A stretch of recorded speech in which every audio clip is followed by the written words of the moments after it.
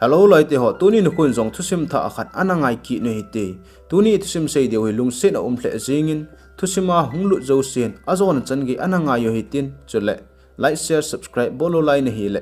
channel ki thopi na ina bol chi de ngobin ka hin ti mu ve movie ki pa ne hin nu me khat hi ahong ki mu in amin hi mili a hin mili zong zel na kon hin ahong po do pan panin heti chun chi na ding su na ding a he lo jason aman zong na to na ding hi aga hol ne hi mili hi zel nai pidinga omaham na het no ma hele thusim hi anangai le chun zoting le ne hin he ding hi mili in zong online chun to na ding hi a hol tan a hi lemun khan a hin to na ding hi a hin mutan hi pa chan aman jangari akimanin hi chi in mun lang chu azun ta na hi le hi chin chu in thu pi ta khan hi anahi in ama zong ga chen a hi le ina kon chun me khan hi hong po da in hi chin me nu hi chi lai in anei nu chu hi ta amin hi ni na a hin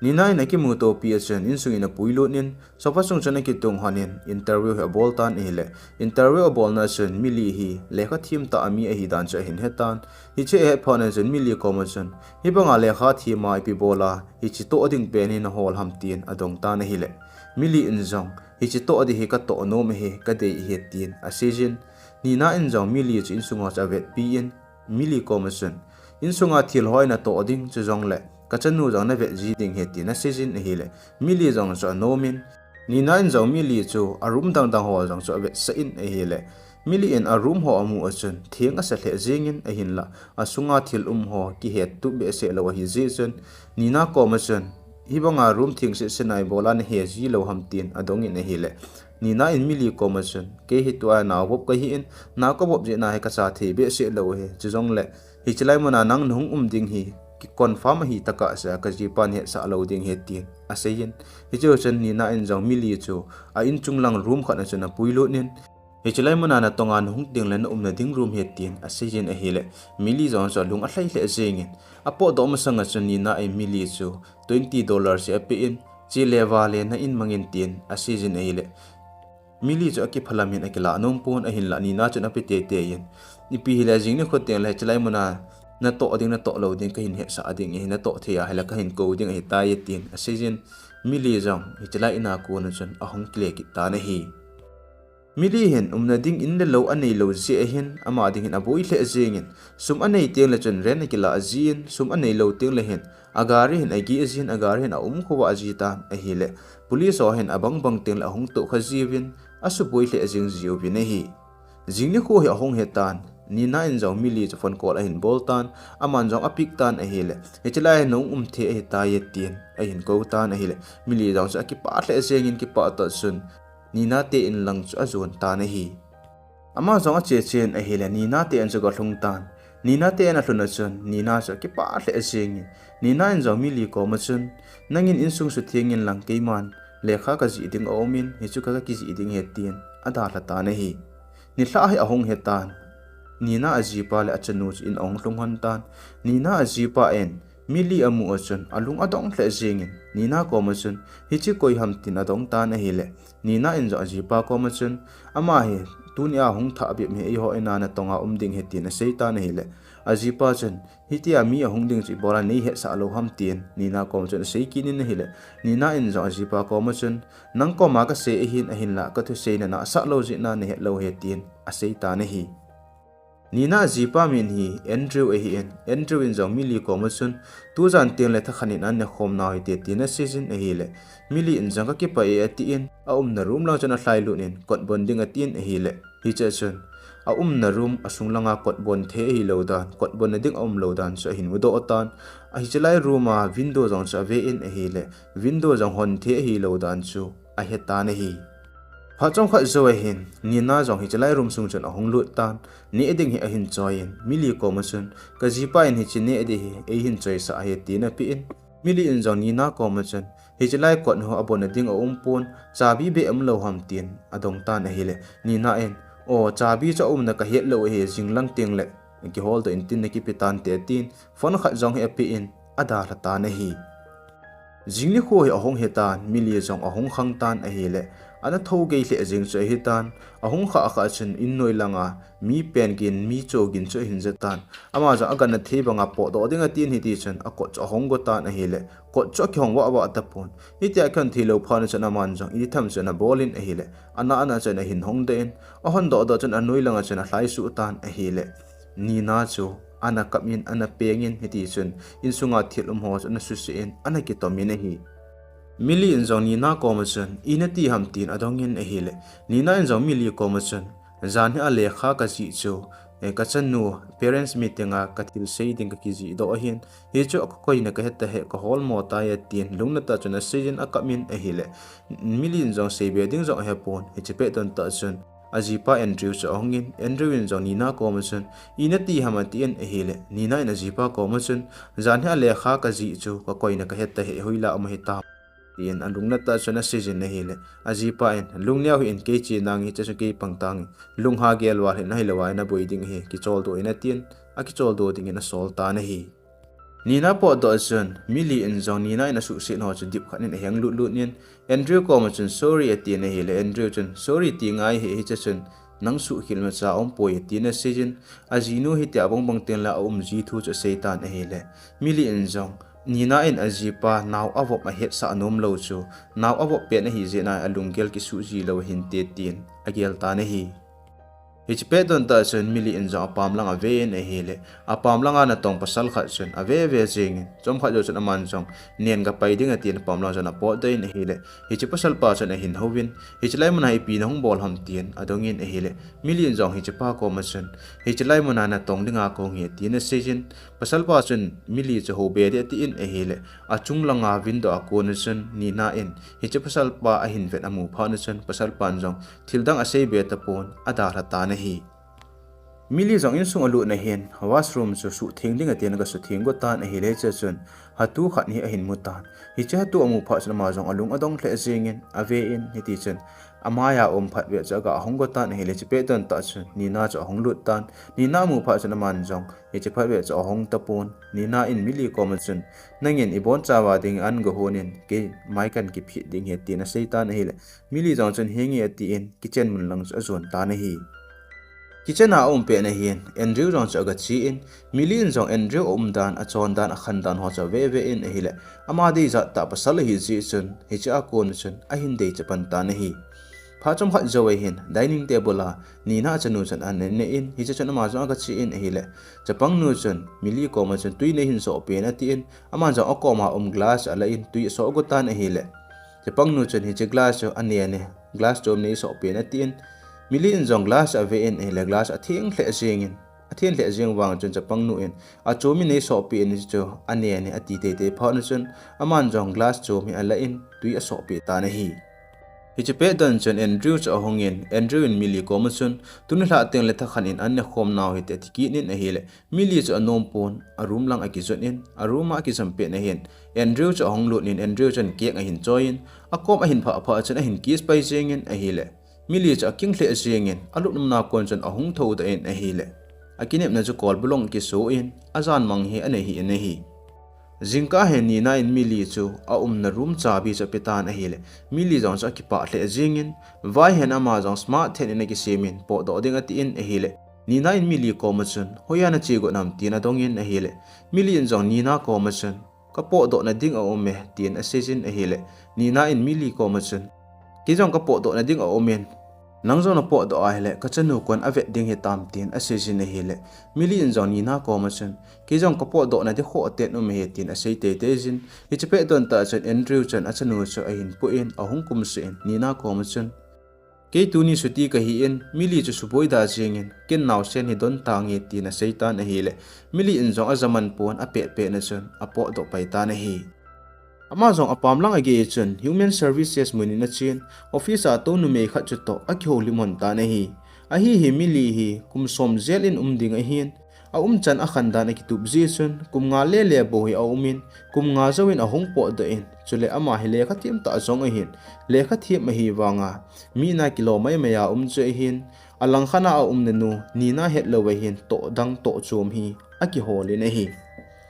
Amazon office a pe na chun ni na chun phone call a hin boltan aga aping in a hile ni na in mili ko ma chun ka chanu dancing class in omin tu pe ni hin pui ne tien phone call cho that pai tan ka chanu dancing class in umi ati chu hoi lai pe na ham ti a sei lo ji chen ama jong so lung a kham hle singin a het lo wanga chen a het na sun sun cho hin ho le tan a hi le mun khana chen a chanu na chu a hin mu do ta na hi aman zo ni na chanu na het pha na chen asung chen ga lu nen a hi le ni na aloi khat hi anomin aloi nu commission ni na in ka chanu hin pui na ti na khong pui pa he ti na season a hi le ni na aloi nu zon chu ni na cha phone call bolin mili to sei cha seitan a hi le ni na in aloi nu commission mili chen a zo a sei ama kom I ma cha jong ka sei ka hi atin a season mili in hi che za pha na chen sei bedin zong a ha pon thip be chan in lang a ki zu ta na hi pha chom khat zo hian mili zong in hi aga hlung tan in a hluna he ni na in mili commission ka sei pi sai lo ham ka chanu ko loi nu ina ding he ka ti lo ham tien a hin season a hi le mili in zong ni na cha zo jawa ki chem a hi a het ji chen aman zong thil dang a sei pon thip be chan arum lang a ki zu ta na hi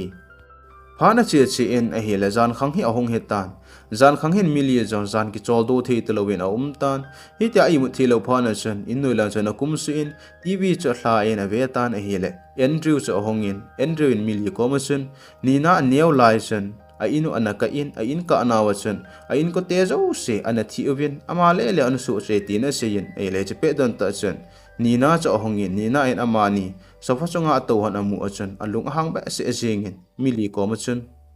na za achalo ham hitabang bon na ki bana hitya in sunga na wale le jingni ko akona hitabang bon na ki bon loading hitya ni ki sima na wale le loading a hita ye tin asei ta na hi jingni ko a hian ni na aloi phabi pi ha inu wachun hulai leng ding in ahong tawin a hi le ni na aumlo pe chu ne hi en mili commission ni na aloi ho chun ni na hi thaku jen mingol zelin an umetin asei tawin a hi le mili in hi si aza chun alung adong hle jingin a hi jingni ko he ahong he ki tan Andrew in zong ni na chu pregnancy test bolding in lo in lang in a puitan amani po do chen mili zong ni na room chen lunin thilki ko in ho cha vele le tan a hele lo phabi pi ha in mutan lo khat chu Google and search a bolin a ve tan a hele hi lo chu hlu ngol thim lang sanga he an hi tan hi chi mu do pha chana man zong ni na he angol thim akiwa thim atanang thim dan he ti na gelin hi chilai he a nom tapon aman zo aloi khat cha phone call a bolin na to na ding nei hol pi in tin a seitan a hi le che pe don ta chen ni na achanu cho honglut khatan ni na achanu in chi za pha na chen mili commission hi chlai da hla mun chawana po do go hi tam tin mili commission a season a hi le mili chen cha pangnu cha don but pon thi be chan a ta na hi pha chom khat zo a hian Andrew tiani zong in a hong hlung han tan in a hong hlun han chen ni na cha ki pa apon lunggel no mo ta in a mi na hi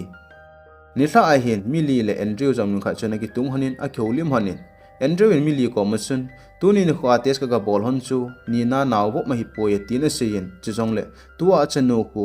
ke ni ka ki chen hon ma sang ka ki het hon ma sanga ko na ani e taye ke cha a hi poye ama cha hi bo we tin a season a hi le mili in Andrew chu adei na ki ka chen adei che jing ta na hi jingni khwa hen mili in zong ni na chanu chu dancing class in a puyin dancing class muna pe na chen numei khat nu en mili commission ni na en achanu ko ni ve atha khela he ta ye tin a sei ta ne hi phachom khat zo hin ni na le achanu chu kemun khat ading in a chi hon tan amani po do a hin in a hin mili le Andrew bo so min Andrew in zang mili commission hi chi ke ma chna chi num lo ham ticket ni kala a he ke ticket ongin na chi no ma le na chi thi he tin a season a hi le mili chen ka chi no me tin a season hi te a chi num lo pha na che Andrew in zang ngo club mun khat in chi he te tin club mun khat an chi hon tan club sunga pe han na chen ame se so dim jing in a hong tan aman jong ave in a hi le ni na cha ne hi ta ni na chen ana to na ina ko na ano do a hi dan su amutan hi chi amu pha na chen ama ai na to na dang a hola amu lo la ai ji chen hi chlai mu na ko na po do ai le na di a het lo ji chen alung gel ano mo le jing Andrew to amani jong hi chin za na chen club mun kha na chen ren a ke la honin a hong gi den han tan za na hin aman jong Andrew commission alung gel no mo na cha seitan a hi le Andrew in jong lung neu hi en ko ima cha na la do thi lo ding he ke kom na ye tin hi chin zan chen amani jong ama spending hin khom han ta na hi jingni ko hi ahong he tan jingka hen amani jong mata hin in lang a chi han tan in athun hon jong hin khom ki na ni ne hi Phachong khat zo hin nina le chanu jong in he ga hlung hon tan in a hlun han chun nina in mili ko ma chun kum nga lang zel na nu man hung po do thu jong ka he ati in gari cha bi khan api in dukan in thil ka lawa in ati in sultan a hile mili in jong gari cha bi ke la in hiti jong story na chi in thil agala in a hile hi chlai mun chun nina loi nu to hong ki mu to in nina loi nu in mili ko ma chun mili in tu a phone a choi nina in trekking a ball dan thu chu a sei ta ne hi a dan chu nina in mili phone a pi chu nina chen trekking a ball choi hi in hi chi na zani hla Andrew to a hon thil zo se dong chu nina in a he su ke chu a hi in a hi phachom kha zo a hin mili in jong thilo cha hin chatan gari cha to la hong po do ding ati in hile che pe don ta chon police o cha hongobin mili cha manovin mili ko ma chon hi chi gari hi ki gu ai hi atin asein ama cha lung adong hle jingin hi ta police on amat pe no chon Andrew cha chi in Andrew in mili cha hin hu do in langin a hin pui ta na hi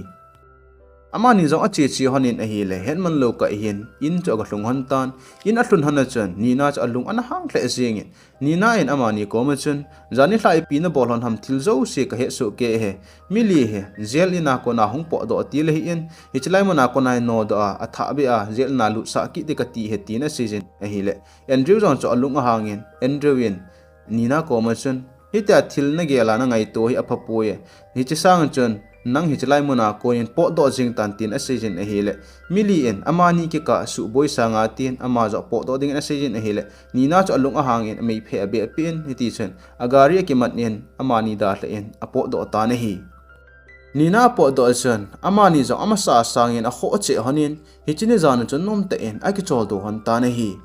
jingni kho hi aung he tan jingka hen mili che ne ding a sim tan tre a hen hi che ne ding a cha dom tan a hi le apam langa ko na tong pa chen a hin ve kin a hin ho kin a hi le mili jong so alung a hangin a ki sen senin a hi le hi che thil adop chu a hin ki le hla sa khatan tol a chu a chen a che la jengin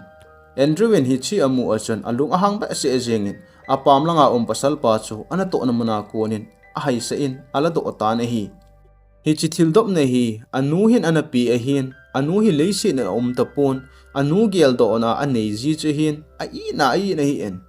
mili in hi che le tla pha na chan a ki chle a jingin a hi le Andrew in mili ko ma chun ki che hi en ke man ki sim phat ta nge ti na sejen ni tla hen aman jong nang roma tu jan igi ding he ti na sejen hi ta chi phe pe nan chan zu botol hai khat hi a choi phein ruma hlun han chan aman jong zu chu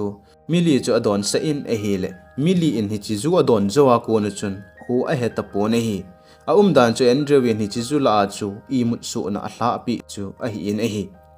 jingni kho he ahong he ki tan mili jong alup na mana kon chun ahong khang do tan ahong tho do tan a hi le room sunga chun I macha jong he an tapon aman jong kot hon ding atin a hi le kot chu apam langin anaki bon ta ne hi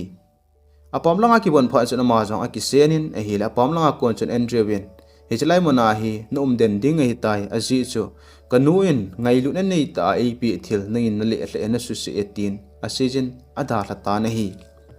alang khana ni na in room khat ni akele in hi chlai room chun ki pa ta in a omin a hin khu chi sa hi a hin gel do in hi nina aneu lai hin a inu hi anaka in a in ka naw chun a in ko te se se ana thi in ama hai ana su che in hi cha ko na chun chaka ho omne na no omin ahung nunga ahin college ahung kain ahile professor khat ni an dei che in aman jong ahin zolin ahile ni na cho ahung nomin ahung ki ngai honin aki ngai hona chen ahung pregnant tan hi che pha chuni na in jong cha khan hi ahin hinin cha ahin nei zo chen hi che professor pa chen anada la tan hi hi cha kon chen ni na in jong company thu pi ta khan hin na hin tongin ahile hi chlai na to na mun chen Andrew in jong na tongin Andrew in jong ni na amu a kon chen adei le singin hi ti chen hin zolin ahile ni na jong cho hong nomin aki ngai chom kha zo hon chen ki cheng de ne ki sei honin hi ti chen ahung ki cheng honin ne hi ama ni jong aki chen hon ni khat hi Andrew in jong ni na asama chai de edu cho hin mutan hi chi pha chen ni na comment parlor in chi lang na sang ki sim phat in tin a solin a hile ni na chen thupi in jong agel pon ada in a hile Andrew cho alung a hangin ni kha cho man jong hi chi mili aum na room chen a henin kon akam khum tan a hile ni na in kon hongin atin aki sen za za jengin Andrew in jong ni na ko ma chen na sam chu som ve but in lang chu nei pi in tin a sejin a hile ama jang chen a sam chu a bo do nom lo sa chen som ve a bo nin a pi in a hile a tam ta bon bo do zo lo ati in ko cha kam khum ki nin ada la ta na hi hichi a hi Andrew hi miphalou a hi dan mudo thijin a umi na hi phachom khat zo chen aman jong nina chu imu su na lo he ani sa tan a hi le kho he lo chen ke jam tan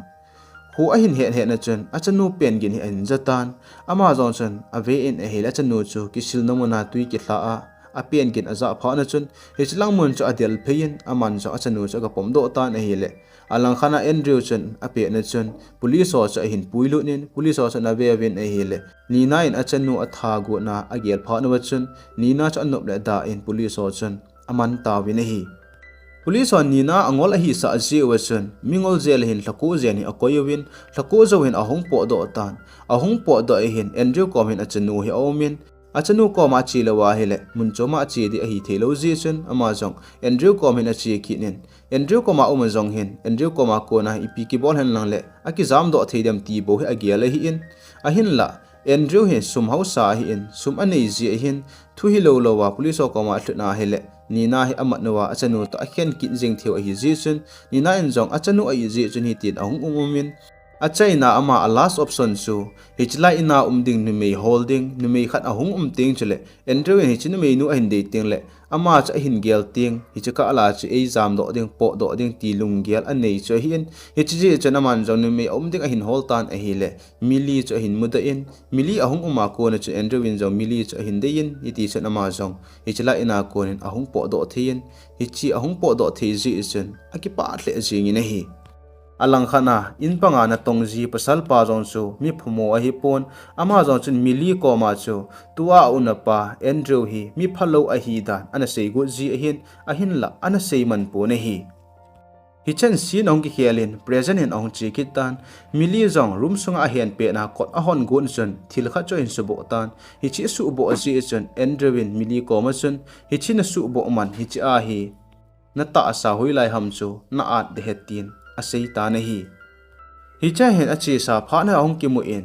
mili azel na alu na ji chu school akai na wa hin pasal khat in su si ding an ti in a hi le mili jong cho lung a hangin thil khat cho la in hi che pasal pa cha khet ki tin a hian tan a hi le a hin ki khet li khatan hi cha khet li pha na chun police an manawin kum som zel tang den ding in ana ko yu vin a hi chi ji na hi zel in che hi in ama wang phat nin kum nga zo wa hin ahung po do in a hi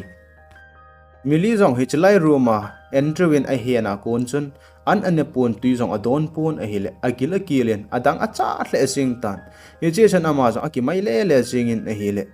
Andrew in nina hi chlai ruma an hiana chun nina in chemcha khat an sel chu hin hi chu hin ki mai do tan hi chi amu pha cha man jong aki koin jingka a hin Andrew jong hi chlai rum chun ahung lu nin ahung khoi in a hile ahung khoi chun aman jong chemcha chun Andrew cha sunin a hile Andrew cha chat thei de pon ama jong ahung po da in ko chu abonin kitchen lang chun a chi in agil kil adang cha wal jing ji chun tui chu adon ma sa penin hi ti chun ne thei chu a chu ti ne jing ta ne hi mili in Andrew ama abol na bang chun kot a hon pi pon nom ta san ki chol do tan a hi le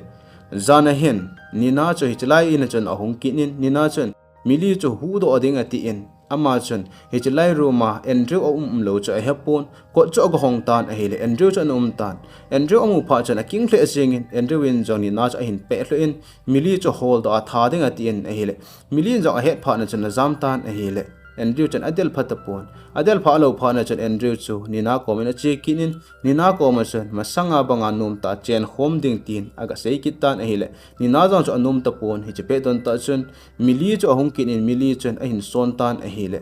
achung langa ko na chun Andrew chu akile hle in tul se na na kineyin athi pai pai ta na hi jingni ko hi ahong hi kitan jingni ko a hin police officer nu me khani ahong in hi chinu chun thu ko na hi ahong nei tan a hele ni na in jong police officer nu ko ma chun Andrew chu achung langa ko na ki thol thu kha ki le hla thi a he tin a seitan a hele officer nu chun ni na cha ve en a hele ki su kha an ho zo amu ji chun ni na thu se cha ta san pon a hin la hi chu officer nu jong chu Andrew to an ki ngai kha hi ji chun Andrew chu mi phalo a hi a he ji chun aman jong a thu chu a seina min hi ti chun ada la ta na hi jingna ko he ahong he kitan Andrew athi ne kin jong amang tawin athi ne kin chun nina in jong Andrew apinu ko ma chun Andrew athi dan thu ho cha seitan a hele ama jong cha da hle jing in hi jong le aman jong koi tha hi iti thi hi a het lo je chun a kha asu dot jing in hi hi che chen mili jong ahongin ni na in mili amu phana chun mili komin a chi in che ngain sum la khat hi api in mi na ki no ma hela kaloi nu in mi pi ding a hole hi cha awang cho aji pa phana phatna hi bowe tu apa tabang a hi poya tin a seitan a hile mili cho a no min iti telakum pat theding ham tin adongin a hile nina in jong jinga ko nan theding a hitai atin jingni kho alchen mili jong nina aloi nu te in chen chi in ama jong ki pa ta in ahung ta na hi hi che hena movie jong a ki chai tai thusim a zona chen hen ngai jo sin da bon cha chun ki pa thu khain sein thusim tha ong ki taka sin ananga jingo hi te